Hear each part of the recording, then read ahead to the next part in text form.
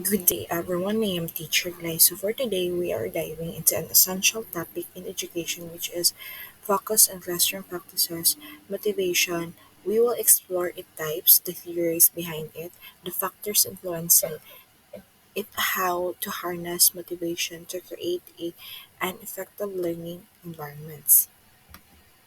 So we have our learning objectives is to define motivation and explain its significance in the context of classroom practices, identify and distinguish between the different types of motivation, including the intrinsic and extrinsic motivation, describe key motivation theories. Example is Maslow's hierarchy under application education.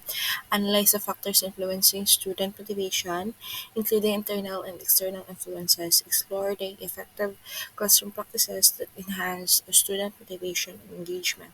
Apply practical strategies to create a motivating classroom event through examples and actionable techniques.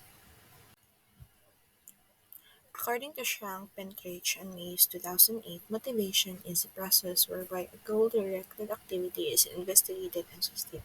So additionally, motivation is the foundation of learning. It's the driving force that completes students to engage, persevere, and succeed. Without motivation, even the best teaching methods can fall short. This presentation focuses on understanding motivation and how we can foster it in classroom. So the types of motivation we have extrinsic. When we say extrinsic, it is to motivate a person or someone or something or her. Example is driven by external factors like grades, recognition, and rewards.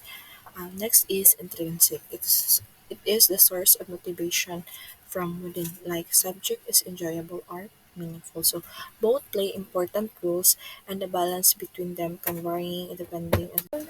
So theories and the factors affecting motivation. You have the attribution theory. It is a success or failures and other events to several factors. You have example the locus place, internal versus external, stability stable versus unstable, controllability versus controllable versus uncontrollable.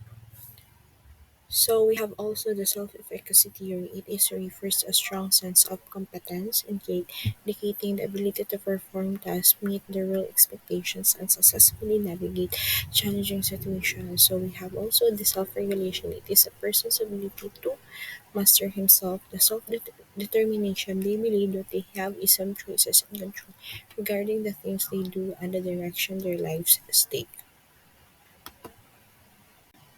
We have also the process involved in self-regulated learning by Arnold 2004.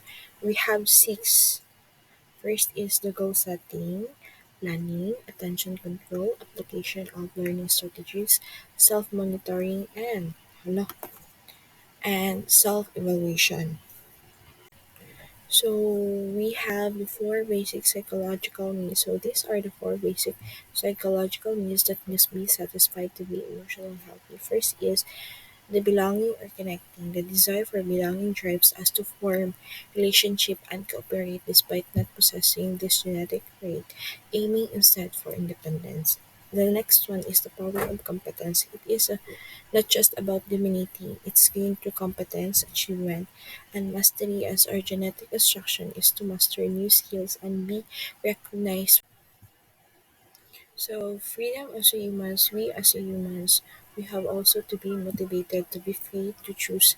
Having choices is a part of what it means to be as a human. As adapt and drive, reasons our species has to be able to involve. So fun. Fun is a playfulness and discovery are universal human and motivators, allowing us to learn and grow. Satisfaction of students' fun and needs lead to be increased. So classroom activities enhance motivation. Example is like gamification or group activities, provide meaningful feedback to reinforce progress, set clear, achievable goals for students. By implementing these practices, we can inspire students to take change of their learning journey. So, according to Glaser 1990, fun is the genetic payoff for learning. A joyless classroom does not motivate students to perform. Let's have fun while we teach. Without knowing, our students are learning and mastering what we are teaching while we are having fun. So, let me share a profound insight from William Glaser. He said, "Fun is the genetic PF for learning. A joyless classroom does not motivate students to perform."